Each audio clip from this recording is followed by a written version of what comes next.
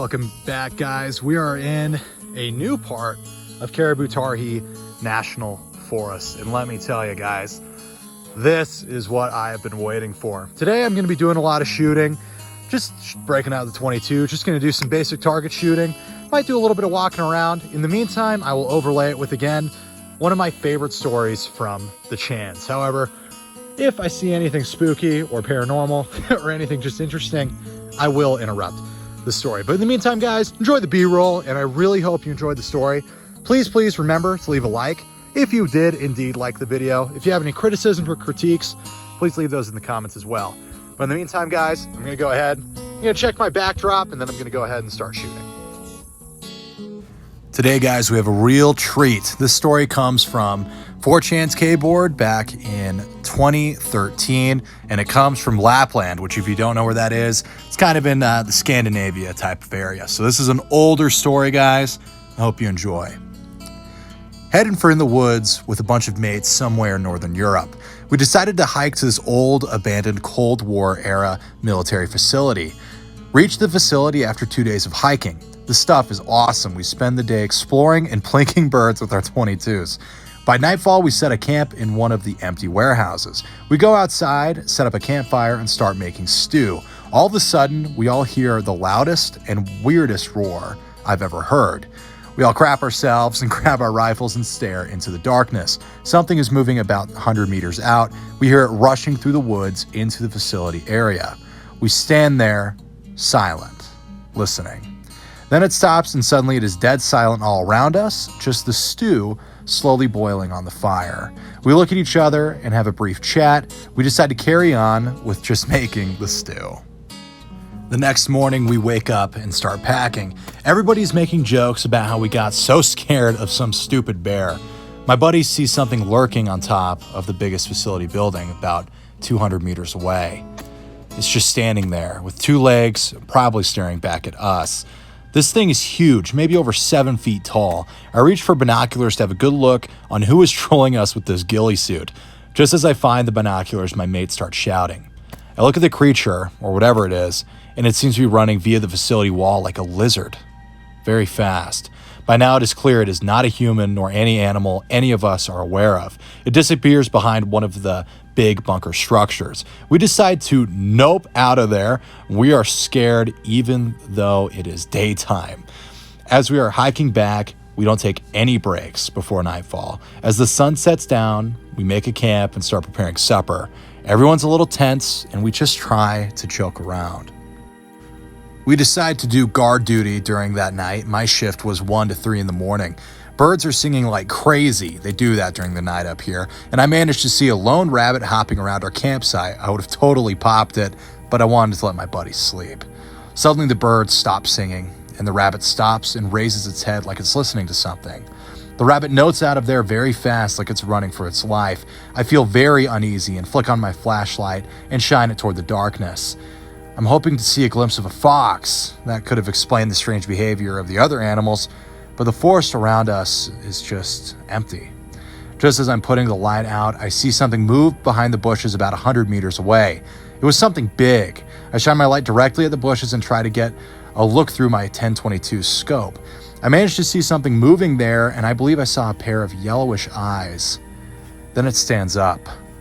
I don't know to this day what it was, but it was hairy looking and very dark and had a face. The face, quote unquote, of lighter color, and there were 2 yellow eyes. This thing had to be 7 feet tall and kind of human-shaped.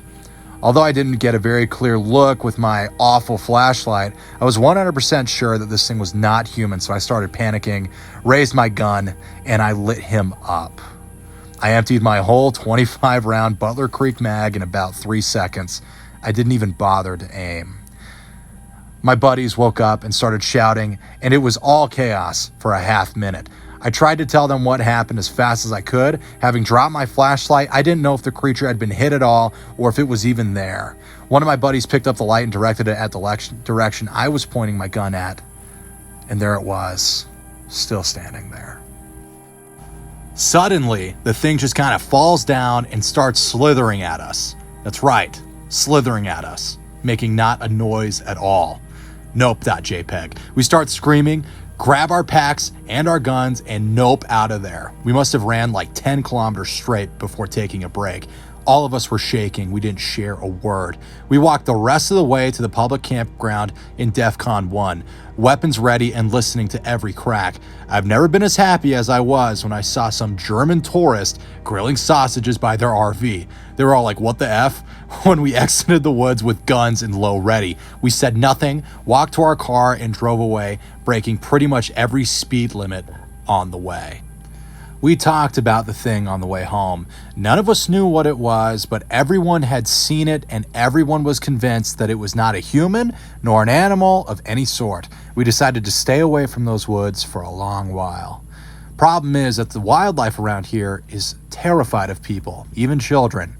And there hasn't been one bear sighting in Lapland for over 80 years.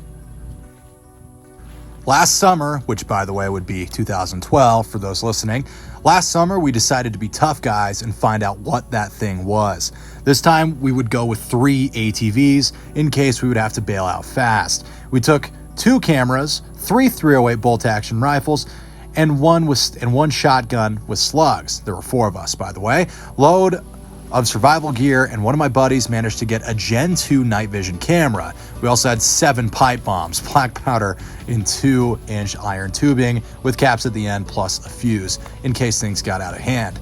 Yeah, it was kind of lame fake operator stuff, but we thought we'd all get famous if we actually killed it or got footage of it. Anyway, we entered the woods with our gear and headed for the facility. Again, at the facility, everything looks normal and the birds are singing again. No sign of anything out of the ordinary. We decided to map the surrounding areas and look for anything suspicious. Nothing was found. We make camp at the very same warehouse as we did the last time. Night falls and everything is normal. We have guard shifts during the night, but nothing is happening. Next day, we start exploring the wood areas around the facility. We find a peculiar pile of dead trees. Looked like someone had hauled them there. We take a closer look. The trees are arranged in a fashion similar to a bird's nest, except this was huge. In the middle of the nest, there was one half-rotten moose carcass and a ton of other animal bones. We start quickly noping back to our campsite. We park our ATVs next to the warehouse we keep our camp in. We enter the camp warehouse and see our camping gear is all torn up. The somewhat expensive cameras are smashed against the floor, and the food had been taken and the sleeping bags were torn to pieces. We take everything we could in like a minute and start driving out of Dodge. It's evening by the time we get back to the public campground, and a police officer stops us to check our gun permits. Then the officer proceeds by asking whether we wanted to volunteer for a search operation. Our ATVs would obviously be very useful. Some hiker had gone missing in the nearby forest, which, by the way, was 20 kilometers from the facility site. We look at each other and shake our head. One of my buddies quickly says something about being late, and then we drive out of there. The dude who went missing was never found. We decided that we would never go into woods in that part of the country ever again. So that's the end of the Lapland monster story. What's very interesting, there's 2 things interesting about the story. One is that missing hiker is real. The missing Thai berry picker found dead in Lapland article. I'll have it down in the description, but yeah, super real. Apparently the body was found with animal scarring on it, so make of that what you will. Now, obviously, if there's a dead animal or human in the woods, obviously scavengers are going to love that, so kind of take it with a grain of salt. It's also possible that if the story was manufactured, that, hey, they've conveniently found a missing person story to kind of integrate into this story, so that's always something to consider. But the other thing I found interesting was the monster itself. Obviously, it looks very similar to sort of these Sasquatch types creatures that we hear reports of all over the world. So that's not even that surprising. What was freaky was the slithering part. I have never ever heard of a Bigfoot or Yeti or anything like it slithering. That is completely new to me. So if you have any thoughts on that, please let me know in the comments. I don't know what to make of that. Also, the nest with a half-rotten moose carcass in it, also crazy. I mean, that's not as weird. But anyway, it's just a crazy story. I absolutely love this story. It's inspiring, really. It's really good. Definitely a classic from 4chan's Kboard. Anyway, guys, I hope you enjoyed the story, and I'll see you next time.